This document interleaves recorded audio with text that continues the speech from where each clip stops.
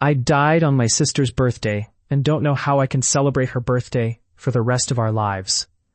Yes, you read that right. I was pronounced clinically dead for 12 minutes on my sister's birthday last year. A week before her birthday, I underwent surgery to remove a blood clot in my renal vein, but it didn't go as planned.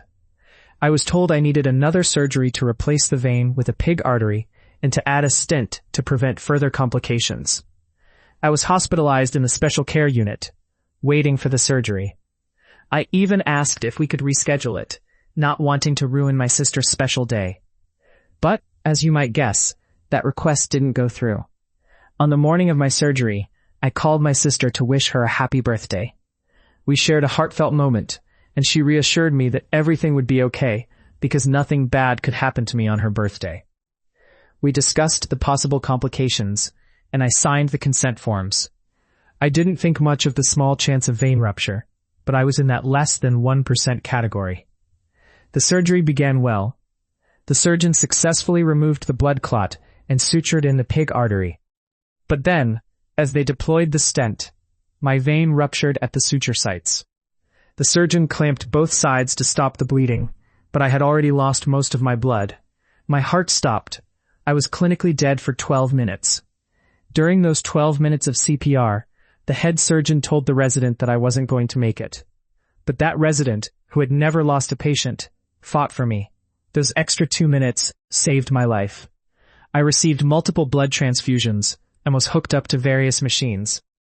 Once I stabilized, they life-flighted me to a trauma hospital where I was given just 4 hours to live. My family had to say their goodbyes before I was flown away. My sister was celebrating her birthday with friends when she got the call. The news shattered her, and she was left in shock. After the flight, it took 6 hours to stabilize me. I was put on a ventilator and life support as my body struggled to function. I was placed in a medical coma.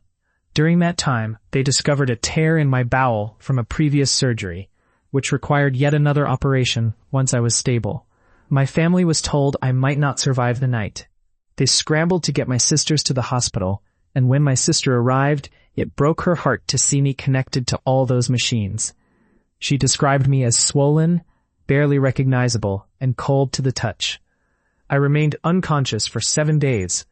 On day 5, I became mentally aware but couldn't wake up. I could hear my family talking, the nurses calling my name, and my husband playing my favorite music. When I finally woke up, I was terrified, surrounded by tubes and restraints. The staples in my abdomen had torn open, leaving my insides exposed. My family had to witness this gruesome sight as I remained open for 53 days, undergoing wet-to-dry packing until I could have a surgical closure. I faced 10 surgeries during this time and spent 12 days on a ventilator. I struggled with breathing trials before finally being taken off the ventilator, but it had damaged my vocal cords. For 2 months, I could barely speak. My sister helped me communicate with a whiteboard, and the first thing I wrote to her was, "I love you." I wanted her to know I was still here and that I loved her deeply. I spent 14 days in the ICU before moving to a wound care unit. I had to relearn everything: talking, swallowing, eating, sitting up, walking, and using my left arm. I was on a feeding tube for 62 days and bedridden for 6 weeks, totaling 70 days in the hospital. My sister was there every single day, spending 14 hours by my side. She brought her iPad so we could watch movies to distract me from the pain. She helped me with personal care and was my rock during my darkest days when the PTSD felt overwhelming. After I was released, she stayed with me, helping me with everything: showering, eating, dressing, and physical therapy. Even now, though she's back home, we talk every day. But here's the struggle. I died on her birthday. The most traumatic day of my life fell on a day I loved celebrating with her. Now, I don't know how to celebrate her birthday without reliving that trauma.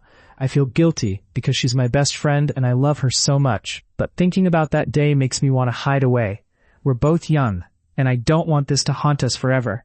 We're in therapy, but I still can't shake the memories of that day.